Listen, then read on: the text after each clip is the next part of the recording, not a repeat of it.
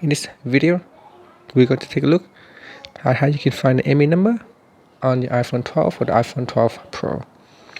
Now there are two ways of doing this. And first, we can go into settings. So from the home screen, tap on settings. In settings, we can go down and tap on general, then tap on about. And if we go down, and down here, there is an IMEI number. There are two IMEI number. One is the primary, which is your actual physical SIM, and another one is the digital SIM IMEI number right here. Another way to do it is to open up your phone application, and you want to dial in asterisk sharp 06 or the pound key, and then it will bring up the device info screen. In here you will be able to find your IMEI number. You got IMEI number 1 and IMEI number 2.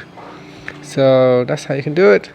Again, asterisk hash 06 hash, and that's it. Thank you for watching this video.